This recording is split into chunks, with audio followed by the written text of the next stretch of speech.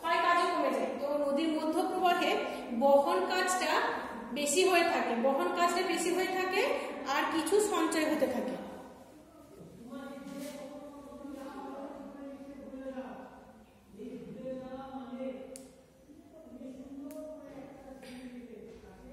তো নদী তার মধ্য প্রবাহে ক্ষয় কাজটা প্রায় বন্ধ করে দেয়, অল্প অল্প ক্ষয় কাজ হয়ে থাকে। তবে এই সময় নদী বহন ক্ষমতা বেশি হয় আর নদী সঞ্চয় করতে থাকে। তো নদী দেখো, যেহেতু মধ্য প্রবাহে কি হয়, নদীর গতিবেগটা কমে যায়, তো সেই জন্য নদীতে জলের পরিমাণটাও বেড়ে যায়, ঠিক আছে। আর নদী যদি গতিবেগটা কমে যায় তাহলে কি হবে, নদী ধীরে সুস্থে প্রবাহিত হবে, তাই তো। নদী যখন ধীরে সুস্থে প্রবাহিত হচ্ছে, নদীর গতিবেগটা বেশি নেই, তাহলে নদীর সামনে যদি কোনো একটা বড় শিলার খণ্ড থাকে তাহলে সে কিন্তু ওটার উপর দিয়ে দ্রুত গতিতে প্রবাহিত হতে পারে না। তখন কি করে, নদী এই যে বড় শিলাখণ্ডটা সেটাকে এড়িয়ে তাকে পাশ কাটিয়ে চলে যায়। তো যখন নদী প্রবাহিত হতে হতে বড় শিলাখণ্ডকে এড়িয়ে পাশ কাটিয়ে চলে যেতে থাকে, তখন নদীর গতিপথটা অনেকটা এইরকম হয়ে থাকে, মানে নদীতে বাঁক সৃষ্টি হয়। এটাকে বলা হয় নদীতে বাঁক সৃষ্টি হয়েছে, মানে নদী প্রবাহিত হচ্ছিল এই পথে প্রবাহিত হতে হতে যদি কোনো বড় শিলা থাকে তাহলে সেই শিলাটাকে এড়িয়ে গিয়ে এইভাবে প্রবাহিত হতে থাকে। তো এইভাবে নদী বাঁক সৃষ্টি হয়। তো এটাকে বলা হয় নদী বাঁক বা মিয়েন্ডার। কি বলে, নদী বাঁক বা মিয়েন্ডার, ঠিক আছে। আর এটা সৃষ্টি হচ্ছে নদীর মধ্য প্রবাহে। নদী বাঁক সৃষ্টি হচ্ছে মানে বহন ক্ষমতা যেহেতু কমে যায়, সেই জন্য এই মিয়েন্ডারটা সৃষ্টি হয়।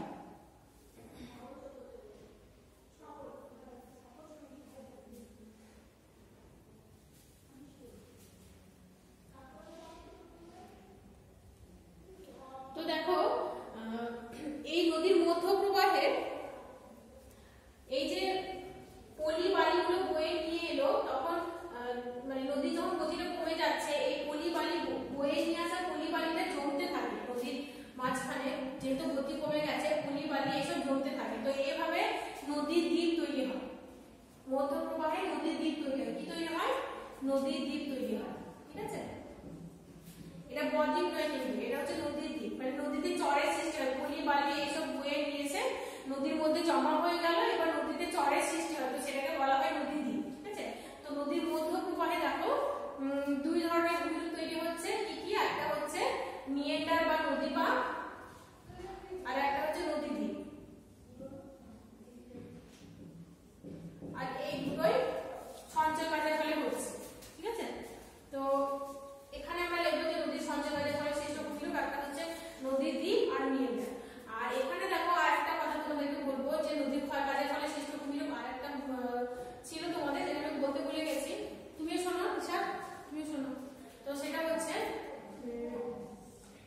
নদী যখন তার উচ্চ প্রবাহে নদী প্রচন্ড গতিতে বয়ে আসছে, তখন কি হয়, শিলার আকৃতিটা যদি এরকম থাকে, মানে এখানে যদি কঠিন শিলা তার পাশে কোমল শিলা থাকে, তাহলে কি হয়, এর উপর দিয়ে ধরে নদী প্রবাহিত হচ্ছে।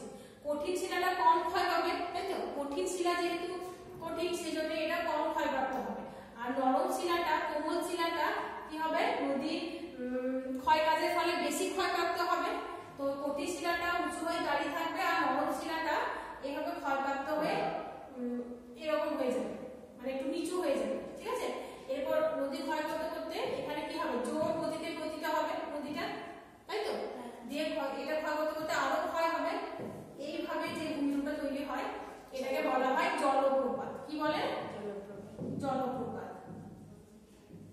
মানে উঁচু স্থান থেকে নিচু স্থানে জোরে ধাক্কা খেয়ে জলটা পড়ছে, তো এটাকে বলা হচ্ছে জলপ্রপাত। এই ভূমিরূপটা দেখতে অনেকটা ঠিক এরকম হয়, জলটা এইভাবে পড়ছে, ঠিক আছে। এখানে নরম শিলা, আবার ধরো এখানে আবার নরম শিলা, তো নরম শিলাটা কেটে কেটে কেটে কেটে ধাপ ধাপ সৃষ্টি হয়, সিঁড়ির মতো হয়েছে। তো তখন জলটা, নদীর জলটা উঁচু স্থান থেকে নিচু স্থানে সজোরে আঘাত হয়ে পড়ছে, তো এটাকে বলা হয় জলপ্রপাত, ঠিক আছে। আর এই জলপ্রপাতটা কিন্তু নদীর ক্ষয় কাজের ফলে সৃষ্টি হয় একটা ভূমিরূপ। এরপর দেখো, এটা জলপ্রপাত সৃষ্টি হলো, এখানে দেখো নদীটা জোরে ধাক্কা খেয়ে নামছে, আর যখন এখানে জোরে ধাক্কা খেয়ে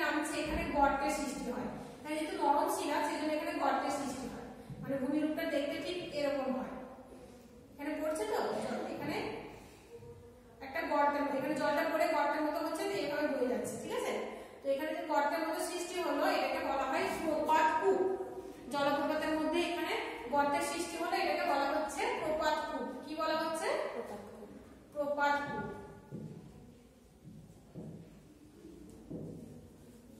ঠিক আছে, এর সঙ্গে আরেকটা জিনিস তোমাদেরকে বলবো, সেটা হচ্ছে নদী যখন প্রবাহিত হয়, নদী প্রবাহিত হতে মানে নদীর প্রবাহ পথে যদি কোনো নরম শিলা থাকে,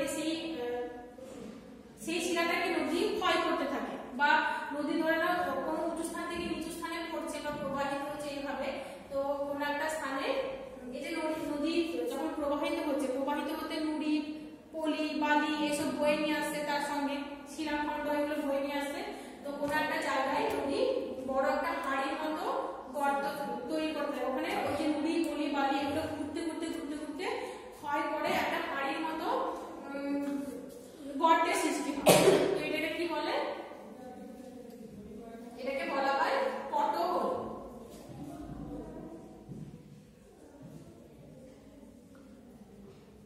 এটাকে বলা হয় পটহোল। ঠিক আছে, যেহেতু হাড়ির মতো একটা ভূমিরূপ তৈরি হচ্ছে, সেটাকে বলা হচ্ছে পটহোল। এটা যদিও তোমাদের বইয়ে নেই, এটাই রয়েছে, জলপ্রপাতটা রয়েছে, তো তোমরা জলপ্রপাতটা করবে। আর প্রপাতপুর তোমাদের সব কোশ্চেন আসতে পারে। তো নদীর ক্ষয় কাজের ফলে সৃষ্ট ভূমিরূপ দেখা, একটা পেলাম আয় আকৃতির উপত্যকা, একটা পেলাম ভি আকৃতির উপত্যকা, আর একটা পেলাম জলপ্রপাত, তাই তো? প্রপাতপুরটাও বলতে পারি। পটহোলটাও তৈরি হচ্ছে নদীর ক্ষয় কাজের ফলে। আর নদীর সঞ্চয় কাজের ফলে কি কি তৈরি হচ্ছে? একটা হচ্ছে মিয়েন্ডার, আর একটা হচ্ছে নদী দ্বীপ। এটা হচ্ছে নদীর মধ্য প্রবাহিত। ঠিক আছে, মিয়েন্ডার আর নদী দ্বীপ। এরপর দেখো নদীর নিম্ন প্রবাহ। নিম্ন প্রবাহে আমি কি বললাম? নদী একদমই বয়স্ক মানে বৃদ্ধদের সঙ্গে তুলনা করেছিলাম আমি, তাই তো? যে বয়স্ক মানুষের যখন কোনো ক্ষমতা থাকে না, তখন সে অনেকটা দুর্বল হয়ে যায়। নদীও ঠিক তার নিম্ন প্রবাহে অনেক দুর্বল হয়ে যায়, নদীর আর কোনো ক্ষমতা থাকে না। তখন নদী শুধুমাত্র সঞ্চয় করতে থাকে, কোনো পদার্থ বহনও করতে পারে না, শুধুমাত্র সঞ্চয় করে। মানে এই যে নদীর উচ্চ গতিতে ক্ষয় করলো, ক্ষয় করে নুড়ি, বালি এসব নিয়ে এলো। মধ্য গতিতেও তাই নদীর বহন কাজ হলো, কিছুটা বহন হলো, কিছুটা সঞ্চয় হলো, তাই তো? তো এই যে নুড়ি, বালি, পলি এগুলো নিয়ে এলো, নিম্ন প্রবাহে কি হয়? নদীর একদমই গতি কমে যায়, নদী মন্তর হয়ে যায়, তখন সেগুলো জমতে থাকে, সেই নুড়ি, পলি, বালি এসব জমতে থাকে। তো জমে জমে নদীর যে মোহনার কাছে নদী, পলি, বালি এসব জমে জমে একটা ব আকৃতি, একটা গ্রিক অক্ষর ব আকৃতির একটা ভূমিরূপ তৈরি হয়। যেহেতু এই ভূমিরূপটা একটা বয়ের মতো দেখতে হয়, সেই জন্যই ওই ভূমিরূপটাকে বলা হয় বদ্বীপ। কি বলা হয়? বদ্বীপ। বদ্বীপটা অনেকটা এরকম টাইপের, এরকম হয়ে থাকে, মাত্রাহীন বয়ের মতো দেখতে হয়, সেজন্য এটাকে মানে গ্রিক অক্ষর ডেল্টা বা মাত্রাহীন বয়ের মতো দেখতে হয়, সেজন্য এটাকে বলা হয় বদ্বীপ। ঠিক আছে, তো এটা তৈরি হচ্ছে নিম্ন প্রবাহে, আর এটা নদীর সঞ্চয় কার্যের ফলে হচ্ছে। ঠিক আছে, বদ্বীপটা। এরপরে দেখো আর একটা ভূমিরূপ তৈরি হচ্ছে, সেটা হচ্ছে মানে নদী নিম্ন প্রবাহে হচ্ছে এবং নদীর সঞ্চয় কাজের ফলে হচ্ছে, সেটা হচ্ছে স্বাভাবিক বাঁধ। স্বাভাবিক বাঁধ এবং প্লাবন ভূমি। এটা কিভাবে হচ্ছে? ধরে নাও এটা হচ্ছে নদী,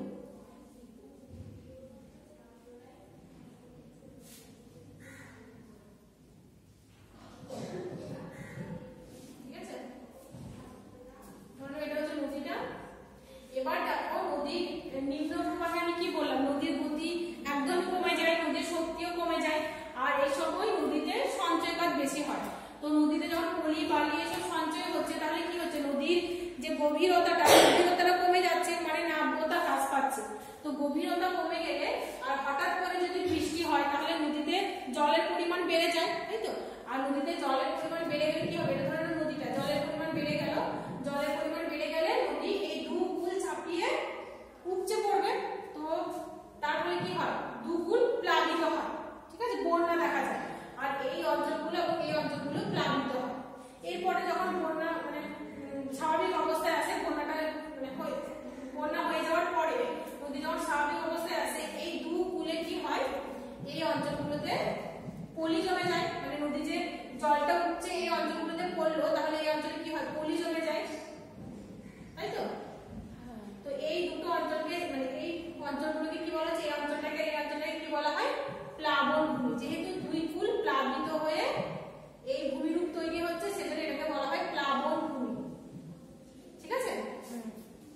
এরপরে দেখো এই যে নদীর যে পলিগুলো, এইগুলো প্রাকৃতিক নিয়মে এই পলিগুলো নদীর দুই পাশে জমতে থাকে। যখন নদীতে জল বেড়ে যায়, এই অনেক সময় কি হয়, এই যে দুই পাড়ে পুকুরে যেরকম পাড় থাকে, ঠিক সেরকম নদীতে এই দুই পাড়ে পলি বালি এসব জমতে প্রাকৃতিক নিয়মে স্বাভাবিকভাবে বাঁধের সৃষ্টি হয়। এটা প্রাকৃতিক নিয়মে হয়ে থাকে, এই দুটো বাঁধের সৃষ্টি হয়। এটা হচ্ছে বাঁধ। এটা প্রাকৃতিক নিয়মে তৈরি হচ্ছে বলে, এটা তো মানুষ তৈরি করছে না, এটা প্রাকৃতিক ভাবেই হচ্ছে। তো সেখানে এই বাঁধটাকে বলা হয় স্বাভাবিক বাঁধ। কি বলা হয়? স্বাভাবিক বাঁধ। ঠিক আছে? তাহলে দেখো নদীর সঞ্চয় কাজে বলে আমরা কি কি পেলাম? একটা হচ্ছে মিয়েন্ডার, নদীদ্বীপ, বদ্বীপ, স্বাভাবিক বাঁধ আর প্লাবন। তাই তো? এটা আমি তোমাদেরকে আরেকটু পরিষ্কার করে বলছি, তাহলে বুঝতে পারবে। নদীর তিনটি প্রবাহ দেখা যাচ্ছে। একটা হচ্ছে নদীর উচ্চ প্রবাহ, একটা নদীর মধ্য প্রবাহ, আর একটা হচ্ছে নদীর নিম্ন প্রবাহ। আর এই নদীর তিনটি প্রবাহ মিলে নদী ক্ষয় করছে, আবার কখনো সঞ্চয় করছে। তাই তো? আর নদীর ক্ষয় কাজ কখন বেশি হচ্ছে? নদীর উচ্চ প্রবাহে, যেহেতু গতিবেগটা বেশি থাকছে নদীর, সেই জন্যই উচ্চ প্রবাহে নদী ক্ষয় করছে। আর ক্ষয় কাজের ফলে কি কি ভূমিরূপ তৈরি হচ্ছে? আই আকৃতির উপত্যকা, কি আকৃতির উপত্যকা,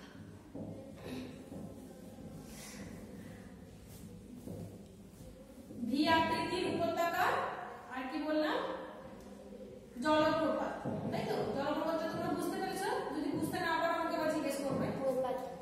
হ্যাঁ, জলপ্রপাত বললাম, তারপর প্রপাত কূপ বললাম। তোমাদের বই নেই, তোমাদের জানার জন্য আমি বলছি, মনে রাখবে তোমরা। প্রপাত, কূপ, এগুলো তৈরি হচ্ছে, এই চারটে করবে। হ্যাঁ, তো নদীর ক্ষয় কাজের ফলে সৃষ্ট ভূমিরূপ হচ্ছে আই আকৃতির উপত্যকা, ভি আকৃতির উপত্যকা, জলপ্রপাত আর প্রপাত।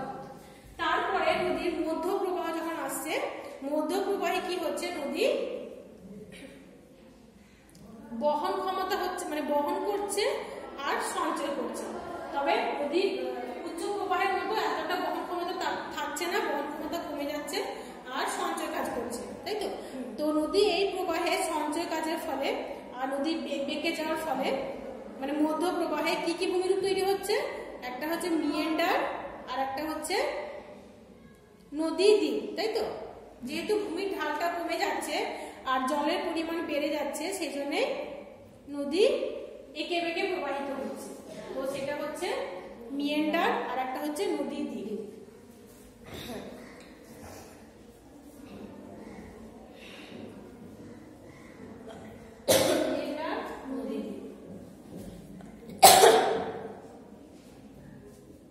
এটা কিন্তু সঞ্চয় কাজের ফলে হচ্ছে। এরপরে দেখো নদী যখন নিম্ন প্রবাহে আসছে, নিম্ন প্রবাহে নদী বহন ক্ষমতা একদমই থাকছে না, শুধুমাত্র সঞ্চয় করছে। কারণ নিম্ন প্রবাহে নদীর কোনো ক্ষমতাই থাকছে না, তাই না? নদীর গতিবেগও কমে যাচ্ছে, একদম ধীর স্থির শান্তভাবে নদী প্রবাহিত হচ্ছে। সেই জন্য নিম্ন প্রবাহে মোহনার কাছে নদী সঞ্চয় করে করে কি ভূমিরূপ তৈরি করছে? বদ্বীপ তৈরি করছে। তাই তো? বদ্বীপ তৈরি করছে। আর কি তৈরি করছে? নদী যেহেতু পলি জমে জমে নদীর নাব্যতা হ্রাস পাচ্ছে, মানে নদীর গভীরতা কমে যাচ্ছে, তখন কি হচ্ছে? নদীতে হঠাৎ বৃষ্টি হলে নদীর জল বেড়ে গেলে কি হচ্ছে? প্লাবনভূমি তৈরি হচ্ছে, মানে দুই কূল প্লাবিত হয়ে, নদীর দুই কূল প্লাবিত হয়ে প্লাবনভূমি তৈরি হচ্ছে, স্বাভাবিক বাঁধ। আর দুই দিকে প্রাকৃতিক নিয়মে যখন বাঁধ তৈরি হচ্ছে, সেটাকে বলা হচ্ছে স্বাভাবিক বাঁধ। ঠিক আছে?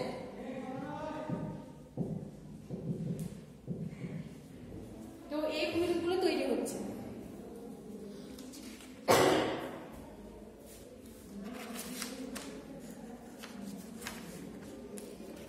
তো নিম্ন প্রবাহে কি কি ভূমিরূপ আমরা পেলাম?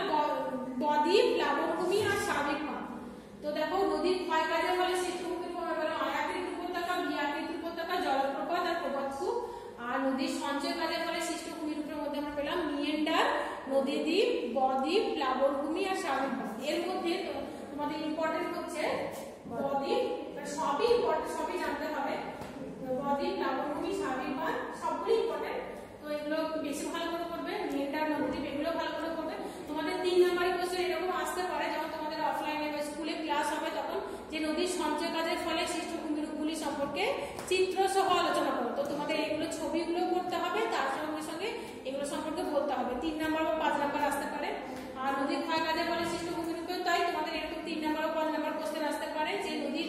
ক্ষয়কাজের ফলে সৃষ্ট ভূমিরূপগুলি সম্পর্কে চিত্র সহ আলোচনা করো। তো এর সঙ্গে তোমরা এই ভূমিরূপগুলো সম্পর্কে বর্ণনা করবে, তার সঙ্গে সঙ্গে তোমরা ছবিও দেবে, ঠিক আছে? আর একটা জিনিস তোমাদেরকে বলা হয়নি, সেটা হচ্ছে নদীর মধ্য প্রবাহে নদীর সঞ্চয় কাজের ফলে আরো একটা ভূমিরূপ তৈরি হয়, সেটা হচ্ছে অশ্বক্ষুরাকৃতি হয়। এটাও কিন্তু নদীর সঞ্চয় কাজের ফলে হয়, ঠিক আছে? নদীর মধ্য প্রবাহে হয় আর নদীর সঞ্চয় কাজের ফলে হয়, এটাও খুবই ইম্পর্টেন্ট। অশ্বক্ষুরাকৃতি হয়।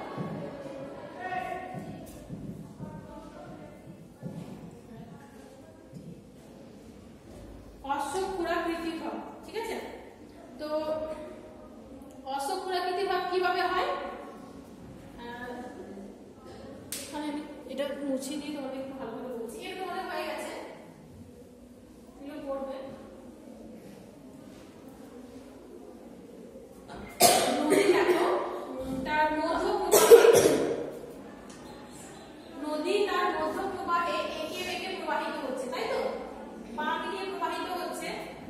এরপরে এই বাঁকটা যখন অনেক সময় মানে এটা বাঁকতে বাঁকতে এটা অনেকটা বেঁকেছে, এভাবে বেঁকে প্রবাহিত হচ্ছে, তারপর এইভাবে বেঁকে প্রবাহিত হচ্ছে, ঠিক আছে? তারপর আস্তে আস্তে এই বাঁকটা আরো বেঁকে যায়, কি হবে? এইভাবে বেঁকে যায়, ঠিক আছে?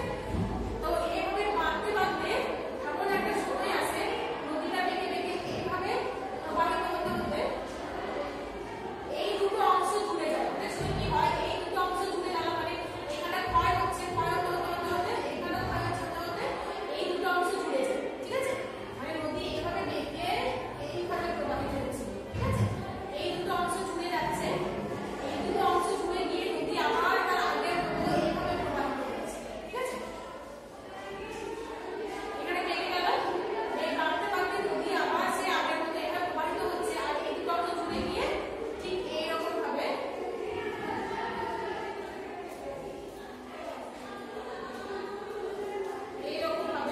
নদীটা মানে এটা আলাদা হয়ে গেল। আর এখানে যেটা প্রবাহিত হচ্ছিল এইভাবে এই নদীটাও আলাদা হয়ে গেল, ঠিক আছে? তো মানে নদী বেঁকে বেঁকে এতটাই বাঁক নিয়েছে যে এরকম একটা হ্রদের এটা তো নদী, তাই না? এখানে একটা জলাভূমি বা হ্রদের সৃষ্টি হয়ে গেল।